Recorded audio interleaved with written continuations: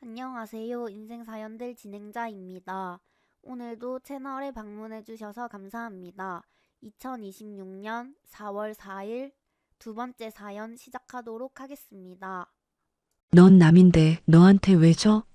시어머니가 안경 너머로 저를 올려다보며 내뱉은 한마디였습니다. 식탁 위에는 세무사가 가져온 재산 서류가 깔려 있었고 세 자녀의 이름은 있었지만 제 이름은 어디에도 없었습니다. 12년 동안 매달 400만 원씩 총 5억이 넘는 돈을 보내온 며느리에게 돌아온 건 남이라는 한 글자였습니다. 그날 밤 새벽 12시 47분, 저는 자동이체 해지 버튼을 눌렀습니다. 하루 만에 시어머니에게서 전화가 왔습니다. 네가 나한테 이래도 되냐? 되냐고요? 그 말은 제가 하고 싶었습니다. 그날부터 저는 새벽마다 혼자 깨어 법률 카페를 뒤지고 12년치 통장 내역을 한 줄씩 정리하기 시작했습니다. 127쪽짜리 자료 한 뭉치가 완성됐을 때 이 가족의 판이 뒤집어지기 시작합니다. 오늘의 사연 시작합니다. 토요일 오전이었습니다. 저는 회사에서 월말 보고서를 마무리하고 있었는데 시어머니에게서 전화가 왔습니다. 야, 윤이냐? 내일 점심때 늦지 말고 와라. 식구들 다 모이기로 했다. 네, 어머니, 알겠습니다. 혹시 뭐 준비할 거 있으세요? 딴 건 됐고 너 갈비찜 좀 해와. 고기 좋은 놈으로 사다가 야들야들하게 해와야 한다.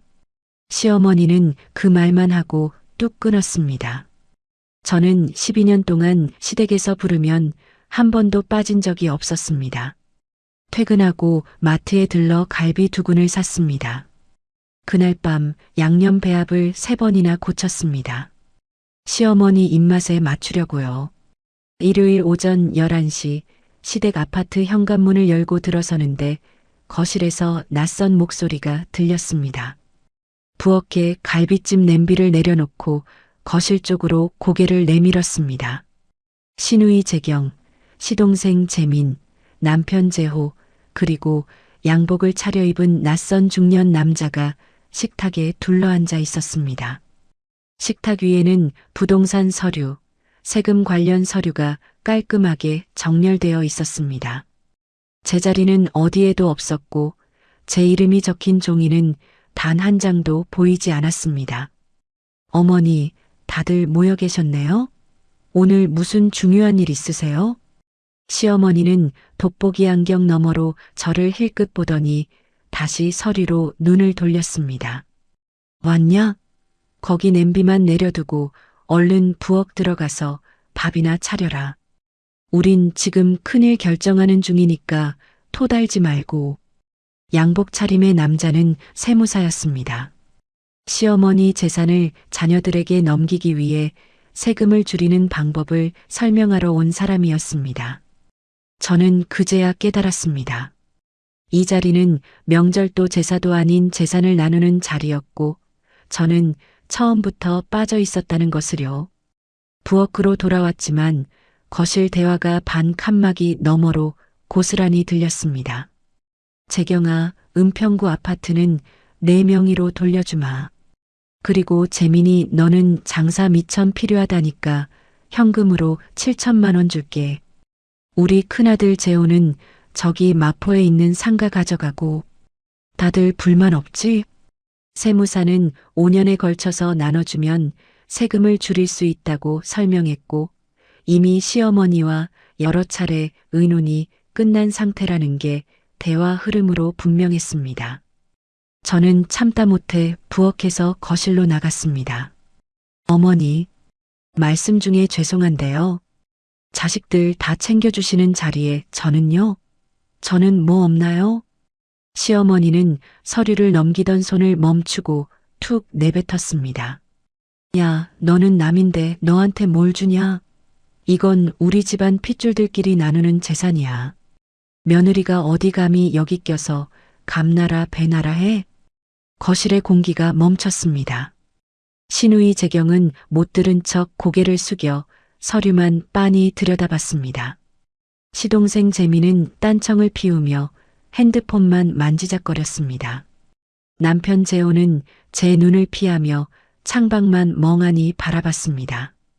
세무사만 어색하게 헛기침을 하며 서류를 정리하는 신용을 했습니다. 저를 위해 한마디 하는 사람은 그 방에 단 한 명도 없었습니다. 저는 12년 동안 매달 시어머니 병원비, 한약값, 건강식품, 생활비까지 합쳐서 400만 원씩을 보내왔습니다. 우리 집 살림은 제호 월급으로 꾸렸기 때문에 가능한 구조였습니다.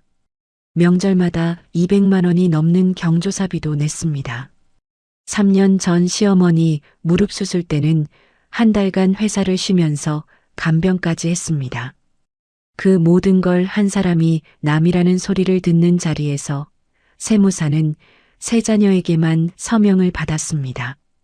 저는 갈비찜 냄새가 배인 앞치마 위로 떨어지는 눈물을 손등으로 훔치며 부엌으로 돌아갔습니다. 식사 시간이 됐습니다. 시어머니는 아무 일도 없었다는 듯 갈비찜을 쩝쩝거리며 드시더니 한마디 했습니다. 야, 오늘 고기가 왜 이렇게 질기냐? 이 사이사이에 다 끼네. 너 정성이 좀 부족했던 거 아니니? 시누이 재경이 제 옆에 앉아서 입술만 겨우 움직이며 웃었습니다. 아유, 엄마도 참. 옳게 언니 요리 솜씨 좋은 거 알면서 그래요. 언니 잘 먹을게. 저는 숟가락을 들고 있었지만 모래알을 씹는 것 같아 밥이 목으로 넘어가지 않았습니다. 집으로 돌아오는 차 안에서 저는 운전하는 재호에게 물었습니다. 당신 아까 그 상황 보고도 가만히 있어? 어떻게 나한테 남이라는 소리를 하시는데 입을 꾹 다물고 있냐고. 재호가 짜증 섞인 목소리로 핸들을 툭 쳤습니다. 에이, 당신은 왜 그렇게 속이 좁아? 노인네가 하시는 말씀인데 그냥 대충 넘기지. 엄마가 진짜로 당신을 남이라고 생각해서 그랬겠어? 괜히 예민하게 굴지 마. 운전하는데 피곤해 죽겠네. 뒷좌석에서는 7살 수빈이가 카시트에 앉아 잠들어 있었습니다. 이 사람은 12년 동안 단 한 번도 제 편이었던 적이 없었습니다. 집에 도착하고 수빈이를 재운 뒤 저는 안방에 들어가지 않고 거실 소파 끝에 앉았습니다. 핸드폰 뱅킹 앱을 열었습니다. 시어머니 계좌로 매달 15일에 자동으로 빠져나가는 400만 원짜리 항목이 화면에 떴습니다. 12년치 내역을 쭉 올려보니 총 금액이 5억 7,600만 원이었습니다. 저는 그 숫자를 무릎 위에 폰 화면으로 한참 바라봤습니다. 자동이체 해지 버튼 위에 엄지를 올려놓고 3분을 멈췄습니다. 거실 시계가 새벽 12시 47분을 가리킬 때 저는 엄지를 눌렀습니다. 화면에 자동이체 해지 완료라는 글자가 떴습니다. 해지 화면을 캡처해서 갤러리에 저장했습니다.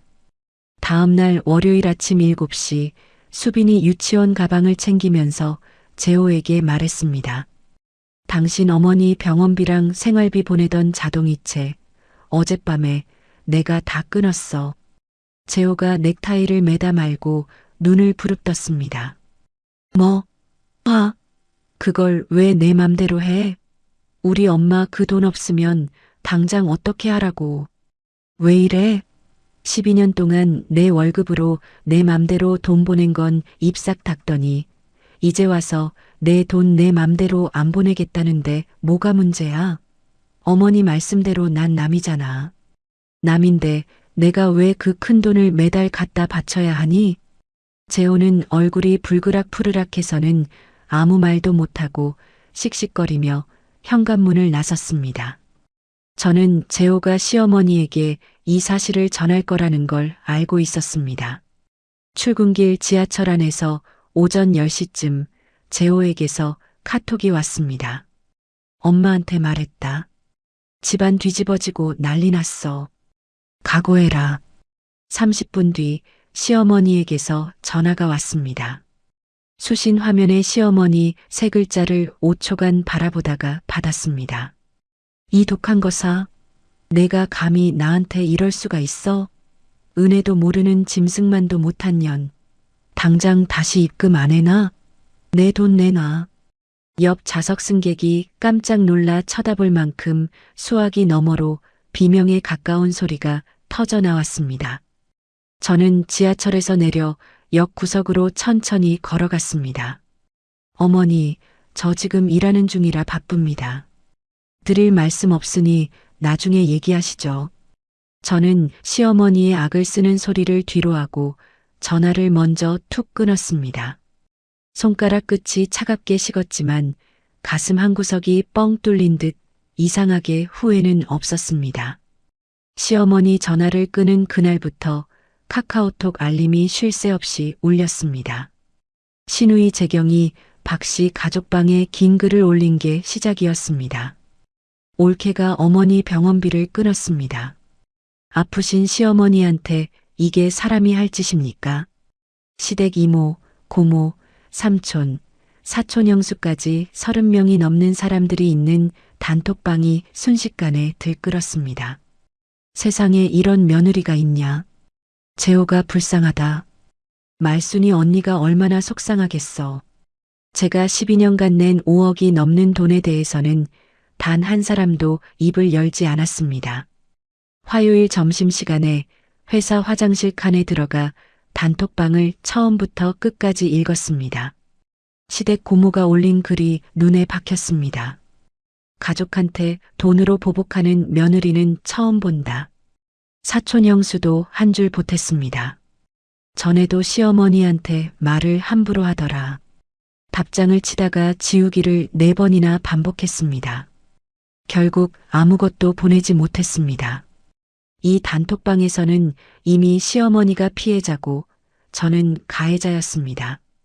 퇴근 후 집에 돌아오니 재호가 먼저 와 있었습니다.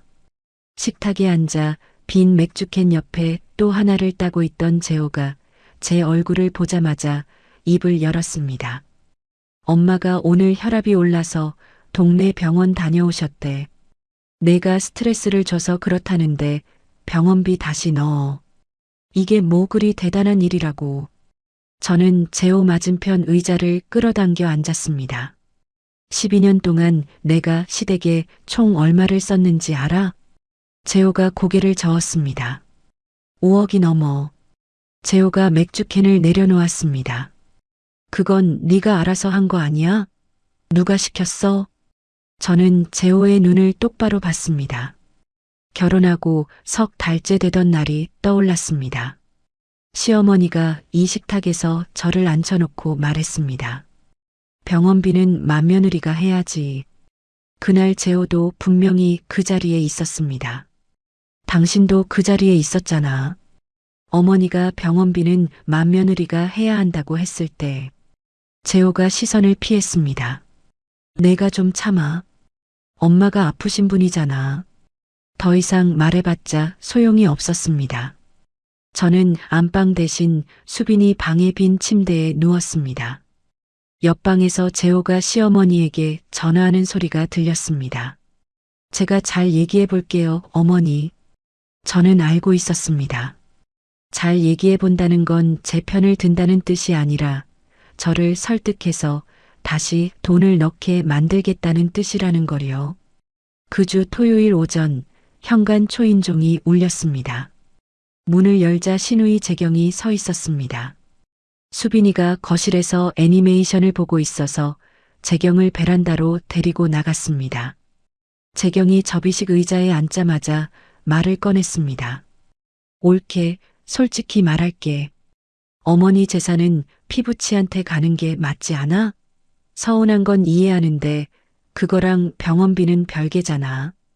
어머니 아프신 거 올케가 제일 잘 알면서 시세 8억짜리 아파트를 공짜로 받아놓고 제 앞에서 별개라는 말을 하는 게 기이했습니다. 내가 중간에서 잘 얘기해 줄 테니까 다시 넣어.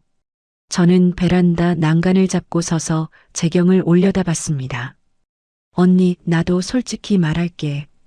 어머니 병원비는 어머니 자녀들이 나눠서 내는 게 맞는 거 아닌가? 재경의 눈이 커졌습니다. 아무 말 없이 가방을 들고 일어나 현관으로 나갔습니다. 재경이 돌아간 뒤 베란다에 혼자 앉아 있는데 수빈이가 나왔습니다. 엄마 왜 울어? 저는 그제야 제가 울고 있다는 걸 알았습니다. 엄마 안 울어. 바람이 새서 눈이 매운 거야. 수빈이가 작은 손으로 제 눈물을 닦아주며 말했습니다. 엄마 울지 마. 이 아이 앞에서 무너질 수는 없었습니다. 토요일 저녁 수빈이를 재운 뒤 정미에게 전화를 걸었습니다. 재산 증여 자리에서 빠졌던 것부터 병원비를 끄는 것, 단톡방에서 쏟아진 욕까지 처음으로 전부 다 털어놨습니다. 정미는 끝까지 듣고 나서 말했습니다. 윤희야, 너 지금 감정으로 싸우면 져. 12년치 통장 내역이 내 무기야. 일단 그거부터 정리해. 정미는 5년 전에 이혼 소송을 겪은 사람이었습니다. 법 앞에서는 기록만이 힘이 된다는 걸 몸으로 배운 친구였습니다. 일주일 넘게 쏟아진 비난 속에서 정미의 그 한마디가 처음으로 제 방향을 잡아줬습니다. 토요일 밤부터 노트북을 폈습니다. 12년간 은행 거래 내역을 월별로 하나하나 정리하기 시작했습니다. 시어머니 계좌로 보낸 자동이체, 명절 때 현금으로 뽑은 경조사비, 무릎 수술 때 대출받은 3천만 원에 갚은 내역, 매년 어버이날과 생신에 보낸 용돈과 선물 카드 결제까지 날짜별로 입력했습니다. 인터넷 뱅킹에서 내려받은 거래 내역이 연도별로 40쪽이 넘었습니다. 일요일에도 정리를 이어갔습니다. 수빈이가 옆에 와서 물었습니다. 엄마 뭐해? 엄마 회사 일이야. 일요일 새벽까지 정리를 마쳤습니다. 병원비, 한약, 건강식품, 생활비 합산 5억 7,600만 원, 명절과 경조사비 3,200만 원, 무릎 수술비 대출 원금과 이자 4,100만 원, 그 밖에 지원 1,800만 원, 합계 6억 6,700만 원. 저는 그 숫자를 모니터에 띄워놓고 한참을 바라봤습니다. 그리고 검색창에 며느리 부양비 청구를 쳤습니다. 법률 카페와 블로그 글이 쏟아졌습니다. 구상권이라는 단어가 눈에 들어왔습니다. 쉽게 말하면 남의 빚을 대신 갚아준 사람이 원래 갚아야 할 사람에게 그 돈을 돌려달라고 할 수 있는 권리였습니다. 시어머니를 모시는 건 법적으로 자녀인 재호, 재경, 재민의 몫인데 제가 12년간 그걸 대신 해온 세민이 돌려달라고 할 수 있다는 뜻이었습니다. 이걸 아무도 알려주지 않았습니다. 새벽 검색창에서 제가 직접 찾아낸 것이었습니다. 법률 카페 글 중에 대한법률구조공단에서 무료 상담을 받을 수 있다는 안내가 있었습니다. 공단 홈페이지에 접속해 예약 페이지를 열었더니 가장 빠른 날짜가 2주 뒤였습니다. 하지만 매일 아침 9시에 취소로 빈자리가 올라온다는 댓글을 발견했습니다. 월요일 아침 8시 55분 수빈이를 재호에게 맡기고 화장실에서 폰으로 공단 홈페이지에 접속했습니다. 9시 정각에 새로 고침을 눌렀습니다. 그 주 수요일 오후 2시에 자리가 하나 떴습니다. 즉시 예약을 잡았습니다. 수요일 오후 회사에 반차를 냈습니다. 대한법률구조공단 상담실 의자에 앉아 준비해간 자료를 테이블 위에 펼쳤습니다. 12년치 통장 사본, 시어머니 병원 영수증, 무릎 수술 때 휴직 증명서, 엑셀로 정리한 지출 내역서까지 상담 변호사가 자료를 한 장씩 넘기며 읽었습니다. 며느리분은 법적으로 시어머니에 대한 부양 의무가 없습니다. 부양 의무는 직계자녀, 그러니까 아들과 딸에게 있어요. 의무가 없는 분이 12년간 이만큼을 부담하신 거면 원래 내야 할 자녀들한테 돌려달라고 청구할 수 있는 길이 있습니다. 저는 가슴이 뛰는 걸 느꼈습니다. 법이라는 게 제 편이 될 수도 있다는 가능성을 처음 알게 된 순간이었습니다. 변호사가 자료 위에 펜을 올려놓으며 말했습니다. 다만 핵심이 있어요. 이 돈을 본인이 스스로 좋아서 드린 건지 아니면 시어머니가 달라고 해서 드린 건지가 중요합니다. 시어머니가 직접 돈을 요청한 기록이 있으세요? 카카오톡 대화가 12년치 다 남아 있습니다. 변호사가 고개를 끄덕였습니다. 시어머니 본인이 직접 돈을 보내달라고 한 문자가 있다면 그게 가장 중요한 증거가 됩니다. 상담을 마치고 공단 건물 앞 벤치에 앉았습니다. 곧장 시어머니와의 카카오톡 채팅방을 열고 맨 위부터 내리기 시작했습니다. 윤희야, 이번 달 병원비 좀 넣어라. 무릎 수술 날짜 잡았는데 돈 준비해라. 약값 올랐다 50만 원 더 보내라. 시어머니가 직접 보낸 메시지가 줄줄이 나왔습니다. 저는 버스를 놓치면서까지 벤치에 앉아 메시지를 하나하나 캡처했습니다. 공단에서 돌아오는 길에 재호에게서 전화가 왔습니다. 어디야? 법률 상담 받고 나오는 길이야. 전화기 너머로 3초간 아무 소리도 들리지 않았습니다. 너 진짜 이럴 거야? 가족한테 법을 들이대겠다고? 재호의 목소리가 떨리고 있었습니다. 나를 가족으로 안 본 건 그쪽이 먼저야. 저는 전화를 끊었습니다. 그 주 토요일이었습니다. 수빈이와 마트에서 장을 보고 있는데 재호에게서 문자가 왔습니다. 어머니가 현관 앞에 계셔. 저는 장바구니를 계산대에 올려놓고 곧장 집으로 돌아왔습니다. 아파트 복도에 시어머니가 바닥에 앉아 있었습니다. 방석도 없이 차가운 바닥에 그대로 주저앉은 모습이었고 옆에는 신우이 재경이 서 있었습니다. 시어머니가 저를 보자마자 복도에서 소리를 질렀습니다. 네가 사람이냐? 아픈 시어머니 병원비를 끊어. 내가 뭘 잘못했다고. 시어머니 눈에서 눈물이 쏟아졌습니다. 같은 층 집 문이 하나둘 살짝 열리며 이웃들이 내다봤습니다. 저는 시어머니에게 다가가 팔을 잡고 부축했습니다. 어머니, 복도에서 이러시면 안 됩니다. 안에 들어가서 이야기합시다. 시어머니를 부축해 현관 안으로 들어오면서 신우이 재경이 폰을 들고 이 장면을 찍고 있는 게 보였습니다. 저는 시어머니를 소파에 앉힌 뒤 주머니에서 폰을 꺼내 조용히 녹음 버튼을 눌렀습니다. 시어머니가 소파 팔걸이를 움켜쥐며 말했습니다. 네가 낸 병원비는 며느리 도리를 한 거지. 무슨 투자냐? 그걸 빌미로 재산을 달라는 거야. 신우이 재경이 옆에서 시어머니 등을 쓸어주며 끼어들었습니다. 옳게 그냥 원래대로 돌려놓자. 그래야 다 편하잖아. 재호는 소파 끝에 앉아 고개를 숙이고 있었습니다. 그때 수빈이가 자기 방에서 나왔습니다. 할머니 왜 울어? 저는 수빈이를 안아 방에 데려다 놓고 거실로 돌아왔습니다. 시어머니, 신우이, 남편. 세 사람 중에 누구 하나 저한테 내가 힘들었겠다고 말하는 사람은 없었습니다. 시어머니가 40분을 울고 소리치다 기력이 빠졌습니다. 신우이가 시어머니를 부축해 현관으로 나갔습니다. 저는 현관문을 닫고 잠금 장치를 채운 뒤 문에 등을 기대고 바닥에 주저앉았습니다.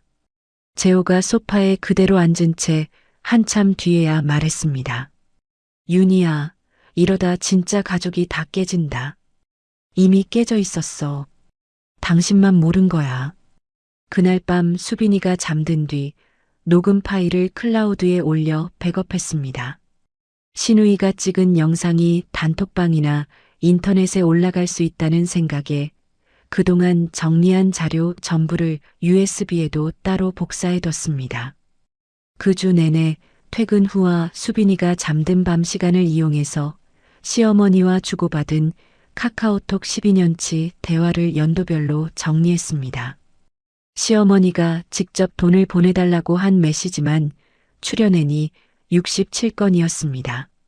전부 캡처해서 날짜 순으로 폴더에 넣었습니다. 매달 15일 자동이체 날짜 전후로 시어머니와의 통화가 몰려있는 패턴도 통신사 앱에서 확인해 화면을 저장했습니다. 2주 뒤 금요일 저녁 신우이 재경이 찍은 복도 영상이 친척 단톡방에 올라왔습니다. 영상에는 시어머니가 복도에서 우는 장면만 남아 있었습니다.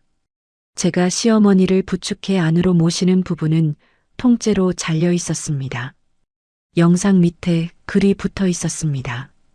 며느리가 시어머니를 복도에 내쫓았습니다. 시댁 삼촌이 바로 달았습니다. 재호야, 네가 남자냐? 마누라 하나 잡지도 못하고. 저는 그 영상과 글을 전부 캡처하고 날짜와 시간을 메모해서 증거 폴더에 저장했습니다.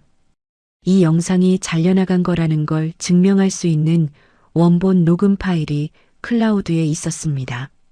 그 주 일요일 정미를 만나 커피를 마시며 진행된 상황을 이야기했습니다. 정미가 컵을 내려놓으며 물었습니다. 그 다음 단계는 뭐야? 법률 문서를 보내야 하는데 전문가한테 맡겨야 해. 토요일에 상담 가능한 곳을 찾고 있어. 정미가 폰을 꺼내 연락처 하나를 보내줬습니다. 내가 이혼할 때 상담받았던 법무사 사무실이야. 토요일에도 예약하면 상담해줘. 저는 엑셀 파일, 통장 거래 내역, 병원 영수증, 카카오톡 캡처본 67건, 통화 기록 화면, 휴직 증명서, 대출 상환 내역까지 시간 순으로 묶어 하나의 파일로 만들었습니다. 인쇄안이 127쪽이었습니다. 저는 127쪽짜리 종이 뭉치를 테이블에 올려놓고 한참 바라봤습니다. 이걸 만든 건 변호사도 법무사도 아니었습니다. 매일 밤 수빈이가 잠든 후 혼자 깨어있던 제 손이었습니다. 다음 주 토요일 정미가 알려준 법무사 사무실에 예약 전화를 걸었습니다. 토요일 오전 10시 수빈이를 재호에게 맡기고 집을 나섰습니다. 법무사 사무실은 양천구의 낡은 오피스텔 3층에 있었습니다. 50대 중반의 여자 법무사가 상담실 문을 열어줬습니다. 저는 가방에서 127쪽짜리 자료를 꺼내 테이블 위에 올려놓았습니다. 법무사가 첫 장부터 한 장씩 넘기기 시작했습니다. 30분 가까이 아무 말 없이 자료를 읽더니 고개를 들었습니다.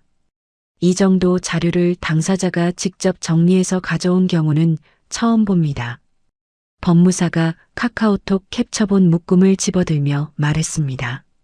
여기 시어머니가 직접 돈을 보내달라고 한 메시지가 67건이나 되네요. 이게 핵심입니다. 며느리가 스스로 좋아서 드린 게 아니라 시어머니가 요청해서 드린 거라는 증거니까요. 법무사는 바로 소송을 거는 것보다 먼저 내용 증명이라는 공식 문서를 보내서 상대방의 반응을 보는 게 유리하다고 했습니다. 시누이와 시동생이 내야 했던 몫을 며느리분이 대신 내신 거니까 그 초과분을 돌려달라는 내용을 담아서 보내겠습니다. 저는 동의했습니다. 사무실을 나와 지하철역으로 걸어가면서 정미에게 카톡을 보냈습니다. 상담 잘 받았다. 고마워. 정미가 바로 답했습니다. 잘했어. 끝까지 밀어. 5일 뒤 목요일 내용 증명이 시어머니, 시누이 재경, 시동생 재민 세 사람에게 동시에 발송됐습니다. 법무사 사무실에서 발송 확인서를 받아들고 퇴근길 차 안에 앉았는데 10분 동안 시동도 걸지 못했습니다. 이 문서 한 장이 시댁과의 관계를 완전히 바꿔놓는다는 무게가 비로소 느껴졌습니다. 하지만 12년간 한 번도 써보지 못한 거절이라는 말을 마침내 공식 문서로 보냈다는 것에 숨이 트이는 것도 사실이었습니다. 시댁의 반응은 그날 밤에 바로 왔습니다. 재호가 퇴근하자마자 식탁에 앉아 한꺼번에 쏟아냈습니다. 엄마가 난리야. 내가 너한테 돈 달라고 한 적 없다. 네가 알아서 한 거다. 이러시면서 전화기에 대고 소리를 지르셨어. 재호가 맥주를 한 모금 마시고 이어서 말했습니다. 재경이는 친척 단톡방에 또 글 올렸어. 올케가 시어머니한테 법적 소송을 건다고. 재민이는 엄마한테 전화해서 형수가 진짜 이러냐, 형이 좀 잡으라고 했대. 저는 식탁 맞은편에 앉아서 재호의 얼굴을 봤습니다. 당신은 어떻게 할 건데? 재호가 빈 맥주캔을 손으로 눌러 찌그러뜨렸습니다. 너 진짜 소송까지 갈 거야? 그쪽에서 합리적으로 나오면 소송까지 안 가도 돼. 재호가 한참 말이 없다가 낮은 목소리로 물었습니다. 나는 어떻게 해야 돼? 12년 만에 처음으로 이 사람이 중간이 아닌 어딘가에 서려는 것 같았습니다. 저는 자리에서 일어나 방에 가서 127쪽짜리 자료를 가져와 재호 앞에 내려놓았습니다. 이거 한번 처음부터 끝까지 읽어봐. 재호가 자료를 들고 안방으로 들어갔습니다. 저는 수빈이를 재우고 나와 거실에 앉았습니다. 텔레비전도 켜지 않고 가만히 있었습니다. 새벽 2시에 물 마시러 일어났을 때 안방 불이 아직 켜져 있었습니다. 문틈으로 재호가 침대 위에 자료를 펼쳐놓고 한 장 한 장 넘기는 게 보였습니다. 저는 물 한 잔을 안방 문 앞에 소리 없이 내려놓고 수빈이 방으로 돌아갔습니다. 다음 날 아침 재호가 부엌에 먼저 나와 커피를 내리고 있었습니다. 눈이 충혈돼 있었습니다. 저와 눈이 마주치자 커피잔을 식탁에 내려놓으며 물었습니다. 이걸 다 내가 냈어? 응, 다 내가 냈어. 12년 동안. 재호가 두 손으로 커피잔을 감싸며 고개를 숙였습니다. 미안하다. 결혼 12년 만에 이 사람 입에서 나온 첫 번째 사과였습니다. 미안하다는 말만으로는 안 돼. 당신이 시어머니한테 직접 가서 12년 동안 내가 낸 돈이 얼마인지 말해. 내 앞이 아니라 어머니 앞에서 당신 입장을 밝혀. 재호는 이틀을 고민했습니다. 그 사이에 2번이나 저한테 와서 물었습니다. 내가 엄마한테 뭐라고 해야 돼? 자료에 나와 있는 대로 사실만 말해. 토요일 재호가 혼자 시댁에 갔습니다. 저는 집에서 수빈이와 블록 놀이를 하며 전화를 기다렸습니다. 2시간 뒤 재호에게서 전화가 왔는데 목소리가 바닥까지 가라앉아 있었습니다. 엄마가 난리야. 네가 마누라한테 꼬드김을 당한 거다. 내 자식이 나한테 이래도 되냐. 이러시면서 방문을 쾅 닫아버리셨어. 재경이도 바로 전화가 왔다고 했습니다. 오빠 지금 올케 편이야? 우리는 가족이잖아. 이러더라. 재호가 소파에 축 늘어져 앉으며 말했습니다. 내가 엄마한테 말은 했는데 쉽지 않다. 근데 이제 내 편에서 같이 해결할게. 12년 만에 처음으로 내 옆에 서겠다는 말이었습니다. 그 뒤로 시댁에서는 재호까지 빼앗겼다며 저를 더 거세게 몰아붙였습니다. 시어머니는 재호에게 전화해서 말했습니다. 그래, 너네 둘이 잘 살아라. 나는 자식 하나 잃은 셈 치겠다. 시누이 재경은 단톡방에 오빠가 마누라한테 세뇌당했다는 글을 올렸습니다. 사흘째 되는 밤 재호가 거실에 앉아있는 제 옆에 와서 말했습니다. 윤희야, 내가 중간에서 한 번만 더 얘기해 볼까? 소송까지 안 가도 되지 않을까? 당신이 중간에 서면 결국 예전으로 돌아가. 이번에는 끝까지 가야 해. 재호가 한숨을 쉬며 고개를 끄덕였습니다. 내용 증명을 보내고 2주가 지났는데 시댁에서 공식 답변이 오지 않았습니다. 그런데 시동생 재민에게서 개인 문자가 왔습니다. 형수, 솔직히 나도 이번 일이 좀 그렇다고 생각해요. 어머니랑 누나가 너무 하긴 했어요. 근데 저는 중간에 낀 거라 뭐라 할 처지가 안 돼요. 미안합니다. 시댁에서 나온 첫 번째 균열이었습니다. 저는 답장을 보내지 않았습니다. 대신 이 문자를 캡처해서 저장했습니다. 3주차가 됐는데도 시댁에서 아무런 답이 없었습니다. 법무사에게 연락하자 법무사가 말했습니다. 답이 없다는 건 받아들이지 않겠다는 뜻입니다. 다음 단계로 법원에 조정 신청을 넣겠습니다. 법무사는 이 건이 일반 민사사건이라 서울중앙지방법원에 조정을 신청하겠다고 설명했습니다. 저는 서류에 서명했습니다. 그 주 주말 정미에게 전화해서 조정 신청까지 진행된 이야기를 했습니다. 정미가 말했습니다. 법원 가는 날 수빈이 내가 맡을게. 걱정 마. 전화를 끊고 나서도 한참 폰을 쥐고 있었습니다. 조정 신청을 넣고 2달을 기다렸습니다. 서울중앙지방법원에서 조정 기일 통지서가 왔습니다. 2주 뒤 목요일 오전 10시. 전날 밤 가방에 127쪽 자료와 시어머니 요청 문자 캡처본, 통화 기록 화면, 복도 사건 당일 녹음 파일을 넣은 USB까지 챙겨넣고 3번을 확인했습니다. 잠이 오지 않아 새벽 3시까지 거실에 앉아 자료를 한 번 더 읽으며 어떤 순서로 설명할지 머릿속으로 되풀이했습니다.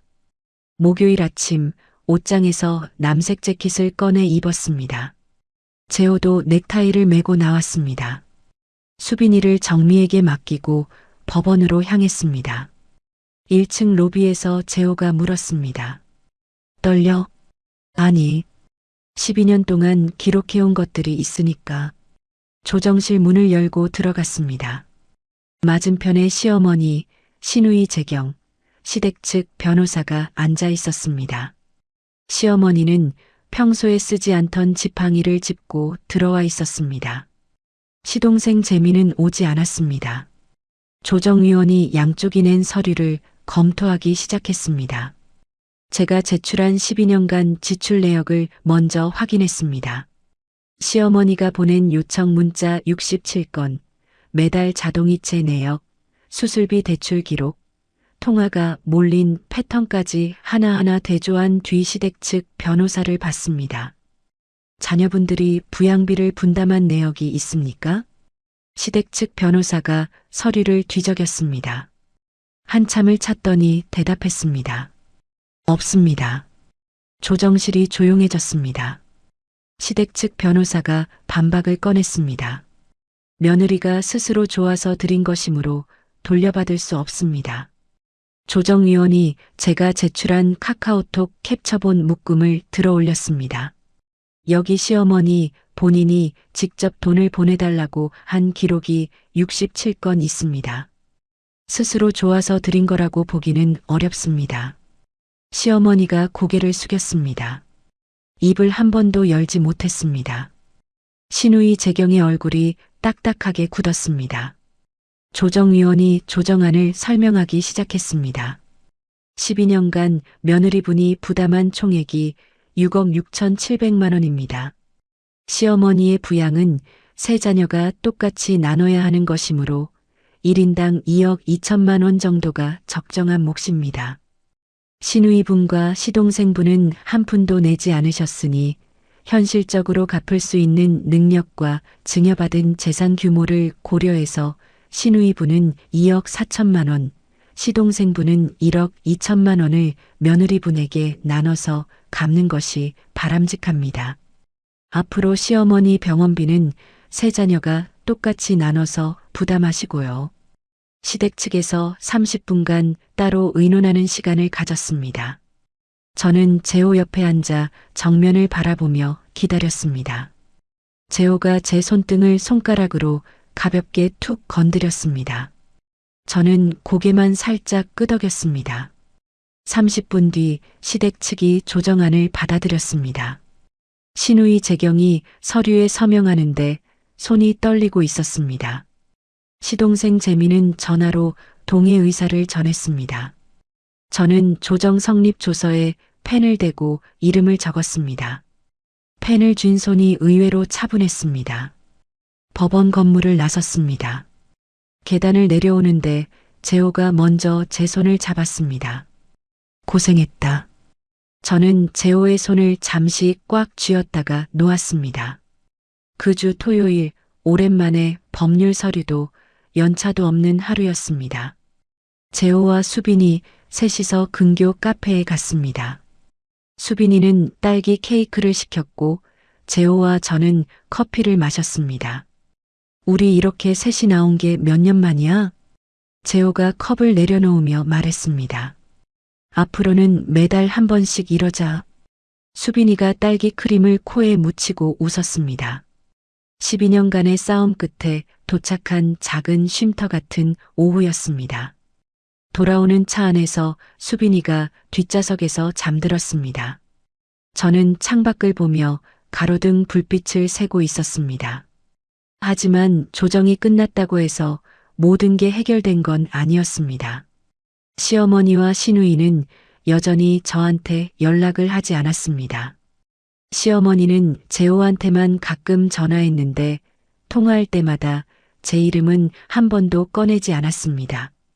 재호는 시어머니와 통화할 때 습관처럼 다른 방으로 들어갔습니다. 저는 그걸 알면서도 당장은 지적하지 않기로 했습니다.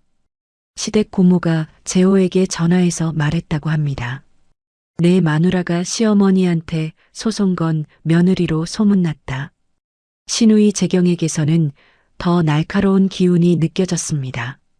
첫 달 갚는 돈을 내면서 재호에게 말했다고 합니다. 오빠, 나 이거 내느라 은평구 아파트에 빚을 져야 해. 그 아파트가 애초에 시어머니한테 공짜로 받은 거라는 건 재경도 알고 있을 텐데 저는 이 말에 마음이 흔들리지 않기로 했습니다. 어느 날 저녁 재호가 시어머니와 통화를 마치고 식탁에 앉아 맥주를 마시며 말했습니다.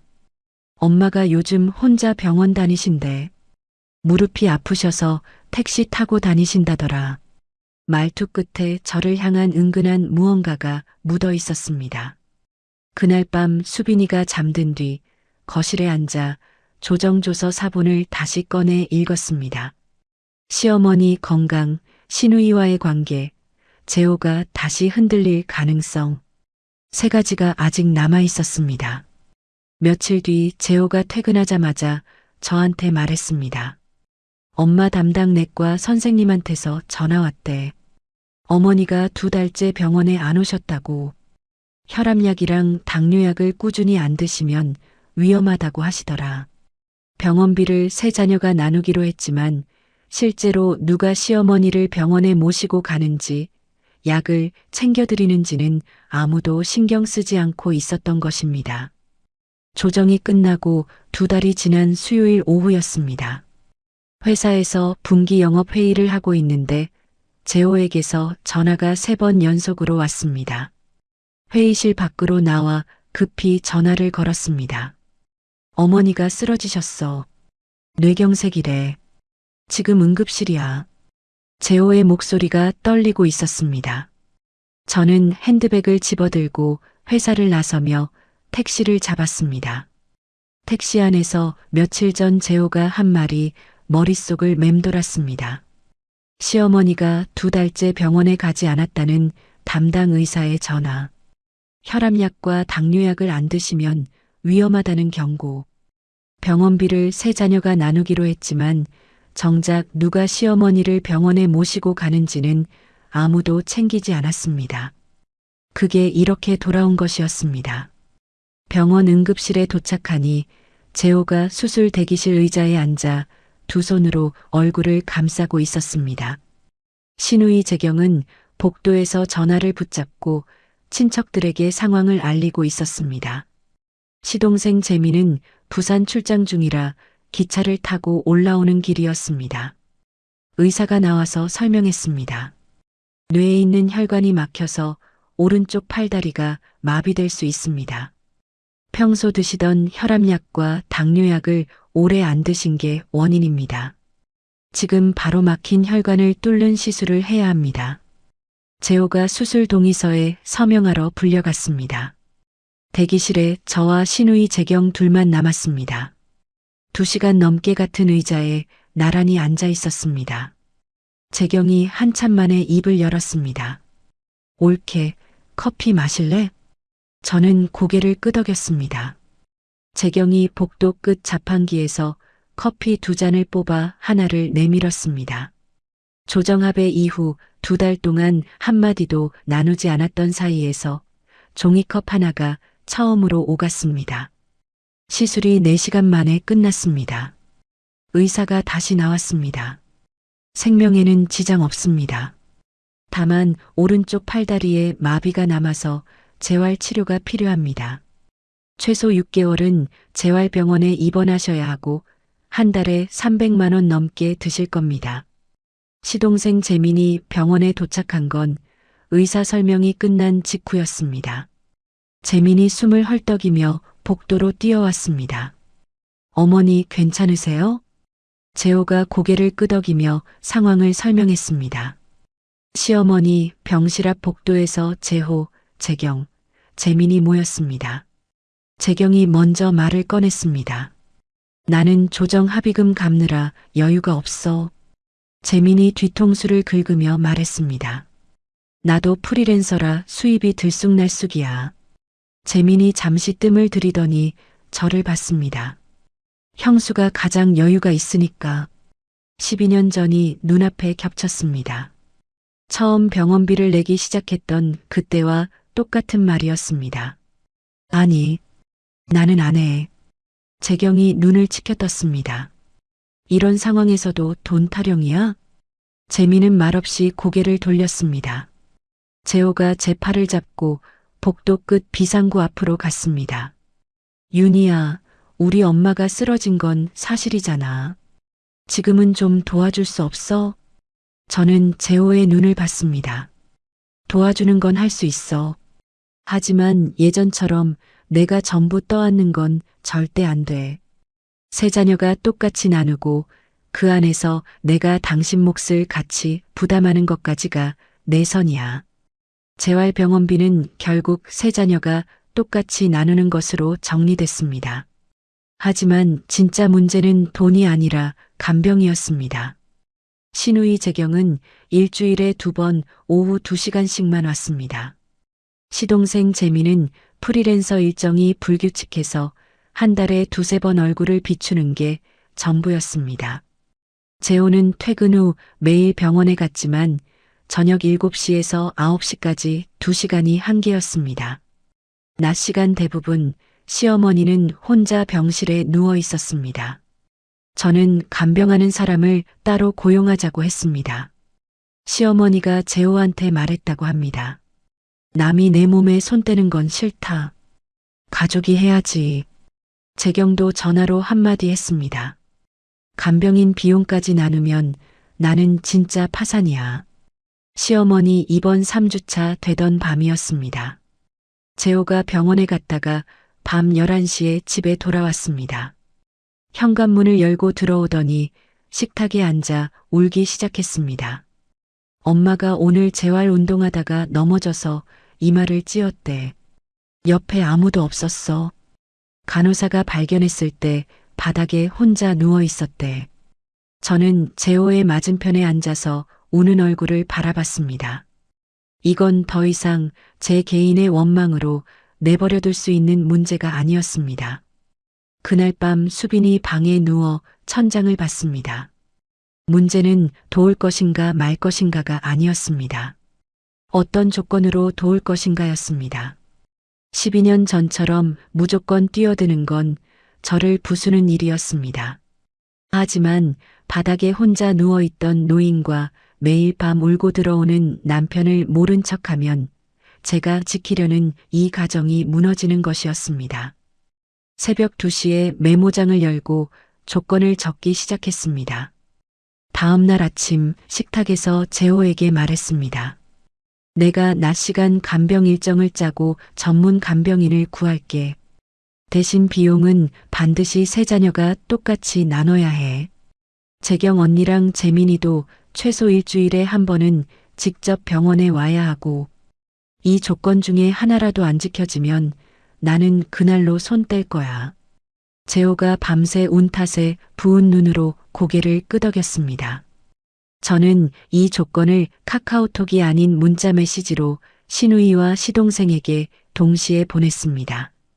이번에는 말이 아니라 문자로 남깁니다. 동의하시면 답장해 주세요. 시동생 재민이 1시간 만에 답했습니다. 알겠습니다, 형수. 시누이 재경에게서는 하루가 지나도 답이 없었습니다. 기다리면서 간병인 업체 3곳의 전화의 비용과 경력을 비교했습니다. 사흘째 되는 날 저녁 재경에게서 문자가 왔습니다. 옳게, 나도 할게. 근데 수요일만 가능해. 저는 바로 간병 일정표를 만들어 재호, 재경, 재민에게 보냈습니다. 경력 7년 된 전문 간병인을 골라 평일 낮 시간을 맡겼습니다. 재호를 통해 시어머니에게 전했습니다. 시어머니는 한참 아무 말이 없다가 거부하지 않았습니다. 간병 체계가 잡히고 첫 주가 지났습니다. 저는 간병인에게서 시어머니의 하루 상태를 보고받는 단톡방을 만들어 재호, 재경, 재민을 초대했습니다. 간병인이 매일 오후 5시에 시어머니가 밥을 얼마나 드셨는지, 재활운동은 몇 번 했는지, 기분은 어떠셨는지를 사진과 함께 올렸습니다. 전에는 시어머니에 대한 모든 소식이 저를 통해서만 전달됐는데 처음으로 4사람이 동시에 같은 내용을 볼 수 있게 됐습니다. 2주째로 접어들자 예상하지 못한 일이 생겼습니다. 매주 토요일에 오기로 한 시동생 재민이 한 번도 빠지지 않고 왔습니다. 시어머니 재활운동을 옆에서 도와주고 마비된 팔을 주물러주기도 했습니다. 3주차 토요일 저녁 재호가 퇴근하고 돌아와서 말했습니다. 오늘 재민이가 전화했는데 형수가 12년 동안 이걸 혼자 한 거냐고 묻더라. 자기는 한 달도 못하겠다고. 어머니가 이렇게 힘든 분인 줄 몰랐다고 하더라. 저는 부엌에서 설거지를 하고 있었습니다. 수도꼭지를 틀어놓은 채 한참 서 있었습니다. 누군가가 12년이라는 시간의 무게를 자기 몸으로 느꼈다는 게 싱크대 앞에 서서 혼자 눈물이 나올 만큼 벅찬 일이었습니다. 시누이 재경의 변화는 재민보다 느렸습니다. 수요일 간병을 마치고 처음 몇 주는 아무 연락이 없었습니다. 한 달이 지나자 재경이 저한테 문자를 보내기 시작했습니다. 오늘 어머니 밥 잘 드셨어. 처음에는 한 줄이었습니다. 일주일 뒤에는 3줄이 됐습니다. 또 일주일이 지나자 시어머니가 재활운동하는 사진이 함께 왔습니다. 재활이 3개월째에 접어들었을 때 시어머니는 지팡이를 짚고 병실 복도를 짧게 걸을 수 있게 됐습니다. 말도 이번 초기보다 또렷해졌습니다. 어느 토요일 오후 제철 과일을 사들고 병실에 갔습니다. 시어머니가 침대에 앉아 창밖을 보고 있었습니다. 윤희야.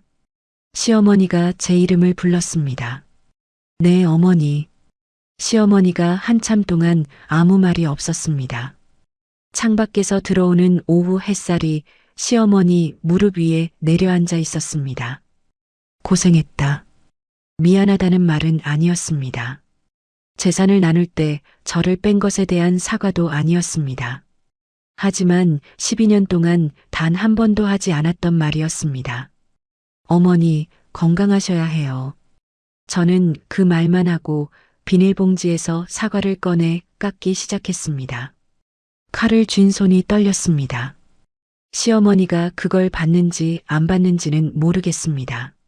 시어머니의 그 한마디 뒤로 모든 게 갑자기 달라지지는 않았습니다. 하지만 재활병원 생활이 쌓이면서 조금씩 바뀌는 것들이 있었습니다. 간병인 비용을 재민은 한 번도 밀리지 않고 입금했습니다. 재경은 수요일 간병을 2달 넘게 빠지지 않았습니다.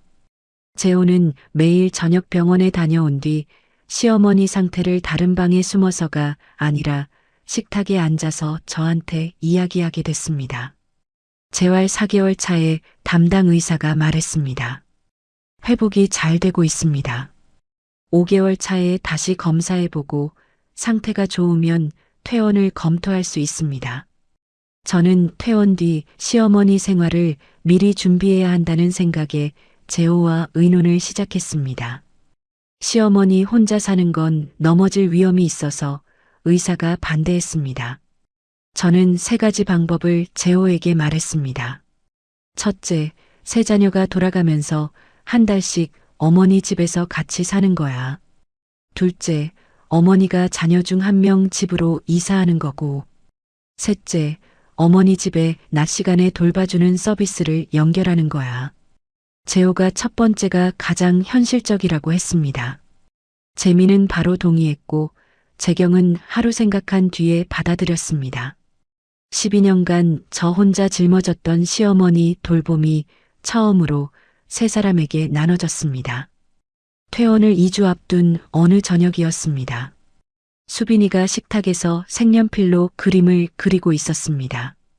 그림 속에는 지팡이를 짚은 할머니가 있었고 그 옆에 엄마, 아빠, 자기가 손을 잡고 서 있었습니다.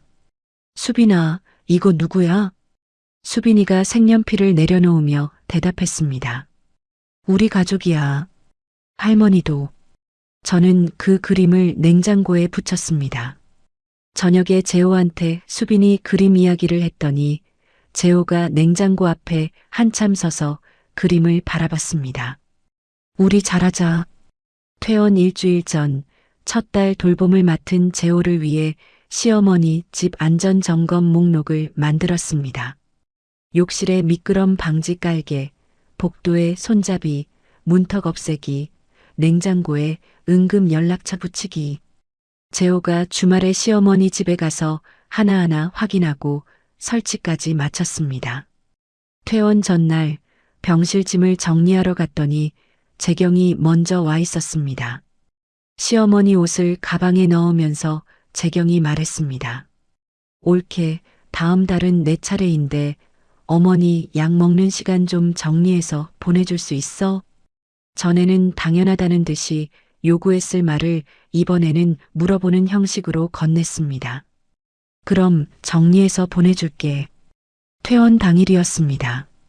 재호와 재민이 시어머니 양쪽을 부축하며 병원 현관을 나섰습니다. 재경이 짐 가방을 들었습니다. 저는 수빈이 손을 잡고 뒤따라 걸었습니다. 시어머니가 병원 출입구에서 걸음을 멈추고 뒤를 돌아봤습니다. 저와 눈이 마주쳤습니다.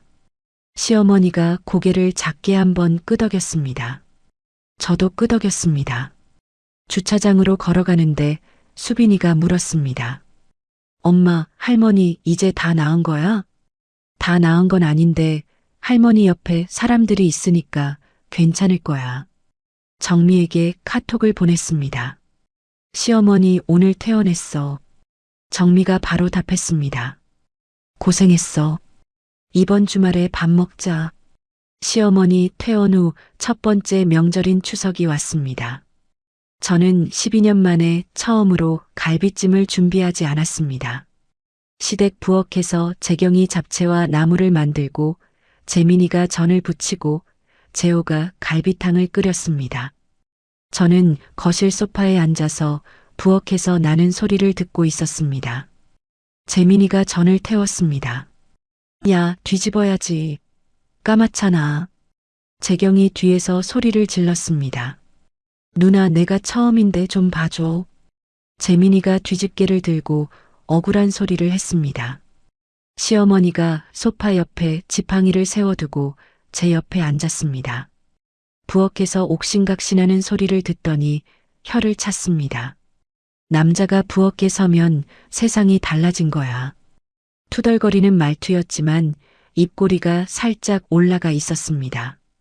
저와 시어머니는 같은 풍경을 바라보며 아무 말도 하지 않았습니다. 1년 전 재산 증여 자리에서의 침묵과는 전혀 다른 종류의 조용함이었습니다. 식사 자리가 차려졌습니다. 수빈이가 시어머니 옆에 앉더니 젓가락으로 갈비를 집어 시어머니 접시에 올렸습니다. 할머니, 이거 드세요. 시어머니가 마비가 남은 오른손 대신 왼손으로 수빈이 머리를 쓰다듬었습니다. 재경이 제 접시에 잡채를 올려주며 말했습니다. 옳게, 올해는 편하지? 사과도 아니고 화해 선언도 아니었습니다. 하지만 그 한마디 안에 담긴 뜻을 저는 알아들었습니다. 식사가 끝나고 시어머니가 저를 불렀습니다. 윤희야, 잠깐. 작은 방으로 따라갔습니다. 시어머니가 서랍을 열더니 봉투 하나를 꺼냈습니다. 안에 적금 통장이 들어 있었습니다. 이건 내 비상금인데 많지는 않다. 네 이름으로 돌려놓을 테니 가져라. 금액은 1,800만 원이었습니다. 6억 6천만 원에 비하면 아무것도 아닌 돈이었습니다. 하지만 저는 이 사람이 자기 돈을 제게 내미는 그 행동 자체가 12년간 넌 남이라고 했던 말을 거두는 것이라는 걸 알았습니다. 어머니, 이건 어머니가 쓰세요. 어머니 용돈이 있어야 제가 편해요. 시어머니가 한참 제 얼굴을 바라봤습니다. 통장을 다시 받아들며 고개를 끄덕였습니다. 저는 처음으로 시어머니의 손을 잡았습니다. 주름진 왼손이 생각보다 작고 말라 있었습니다. 시댁을 나서며 현관에서 신발을 신는데 재경이 따라 나왔습니다. 옳게. 잠시 머뭇거렸습니다. 재경이 손가락으로 자기 가방 끈을 만지작거리며 말했습니다. 그동안 내가 너무했어. 미안해. 바로 말하기가 어려워서 이제야 하는 거야. 저는 재경을 봤습니다. 이 사람에 대한 감정이 완전히 정리된 건 아니었습니다. 복도에서 촬영하던 폰, 단톡방에 올린 편집 영상, 폐륜 며느리라는 글, 다 기억하고 있었습니다. 알았어. 앞으로 잘하자. 용서라기보다는 더 이상 이 사람을 적으로 두지 않겠다는 제 선택이었습니다. 주차장으로 걸어가는데 재호가 제 가방을 받아들었습니다. 수빈이가 앞서 뛰어가며 소리쳤습니다. 아빠 빨리. 저는 시댁 아파트 건물을 올려다봤습니다.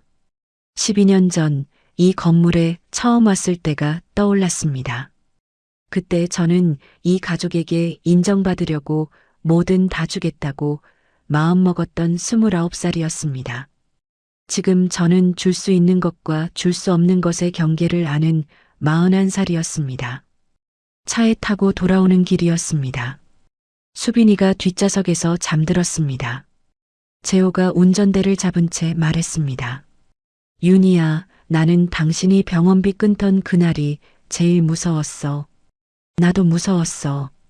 근데 그날 안 끊었으면 나는 평생 그 집 돈 보내는 기계였을 거야. 알아. 이제는 알아. 재호가 잠시 멈추었다가 다시 입을 열었습니다. 내가 그때 바로 옆에 섰어야 했는데 12년이나 걸렸다. 12년이 걸렸어도 선 거잖아. 집에 도착해 재호가 잠든 수빈이를 안아 방에 눕혔습니다. 저는 현관에서 신발을 벗으며 오늘 하루를 되짚었습니다. 시어머니가 내민 적금 통장, 재경의 사과, 부엌에서 옥신각신하던 세 남매의 소리. 1년 전 이 현관 복도에서 시어머니가 바닥에 앉아 울던 장면이 겹쳤습니다. 같은 곳인데 전혀 다른 풍경이 가능하다는 게 묘하게 느껴졌습니다. 수빈이가 잠든 걸 확인하고 거실로 나와 소파에 앉았습니다. 핸드폰 갤러리를 열었습니다. 사진들을 맨 아래로 쭉 내렸습니다. 1년 전 그 새벽에 캡처한 자동이체 해지 완료 화면이 나왔습니다. 시간이 찍혀 있었습니다.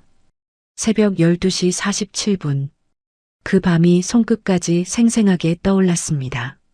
안방에서 들리던 재호의 코 고는 소리, 수빈이 방에서 새어나오던 잠꼬대, 거실 시계의 초침 소리, 엄지를 버튼 위에 올려놓고 3분을 멈추었던 그 순간, 저는 그 캡처 화면을 삭제하지 않았습니다. 삭제할 생각도 없었습니다. 이건 증거도 무기도 아니었습니다. 12년 만에 처음으로 누군가를 위해서가 아니라 저를 위해 버튼을 누른 밤의 기록이었습니다. 127쪽의 자료도, 법무사 사무실의 토요일도, 법원 조정실의 목요일도, 새벽마다 혼자 법률 카페를 뒤지던 밤도 전부 이 한 번의 터치에서 시작된 것이었습니다. 소파에서 일어나 수빈이 방을 한 번 더 들여다봤습니다. 이불을 턱까지 올려주고 나와서 냉장고에 붙은 수빈이 그림을 잠시 바라봤습니다. 지팡이를 짚은 할머니와 손을 잡은 가족이 나란히 서 있는 그림이었습니다. 안방으로 들어가니 재호가 불을 끄지 않고 누워서 기다리고 있었습니다. 오늘 고생했어. 당신도. 불을 끄고 천장을 봤습니다. 거실에서 시계 초침 소리가 들렸습니다. 1년 전 그 새벽과 똑같은 소리였습니다. 하지만 그 소리가 주는 무게는 완전히 달랐습니다. 이 가족은 완벽하지 않습니다. 하지만 1년 전보다는 각자 제자리에 서 있습니다. 그리고 저도 제자리에 서 있습니다. 시어머니에게 남이라는 말을 들었던 그 일요일, 윤희는 모든 걸 잃은 것 같았습니다. 12년이라는 시간도 6억이 넘는 돈도 이 가족 안에서 자기 자리 하나 만들어주지 못했으니까요. 하지만 윤희는 누군가가 와서 구해주길 기다리지 않았습니다. 새벽마다 혼자 깨어 검색창을 뒤졌고 통장 내역을 한 줄씩 정리했고 직접 전화를 걸어 상담을 잡았습니다. 127쪽짜리 자료를 만든 건 변호사도 법무사도 아닌 매일 밤 수빈이가 잠든 뒤 홀로 앉아 있던 윤희 자신이었습니다. 착한 며느리로 살았던 12년이 헛된 건 아니었을 겁니다. 다만 그 착함이 자기 자신을 지우는 방식이었다면 그건 착함이 아니라 희생이었던 거죠. 윤희의 이야기가 해피엔딩이냐고 묻는다면 글쎄요. 시어머니가 완벽하게 달라진 것도 아니고 신우이와 모든 감정이 풀린 것도 아닙니다. 재호도 여전히 서툽니다. 하지만 적어도 이제는 각자 제 몫을 하고 있고 윤희도 자기 자리에 서 있습니다. 완벽하지 않아도 괜찮다는 것, 가족이라는 이름 아래 나를 잃지 않아도 된다는 것. 어쩌면 그게 진짜 행복의 시작인지도 모르겠습니다. 혹시 지금 이 순간에도 가족이라는 이름 때문에 참고 있는 분이 계신다면 이 한마디만 드리고 싶습니다. 당신의 착함은 잘못이 아닙니다. 다만 그 착함을 가장 먼저 받아야 할 사람은 당신 자신입니다. 이야기를 끝까지 들어주신 분이 계시다면 잘 들었다고 댓글 하나만 남겨주세요. 감사합니다. 오늘의 사연도 끝까지 들어주신 시청자 여러분 감사합니다. 오늘 하루도 무탈하고 행복한 하루 보내세요.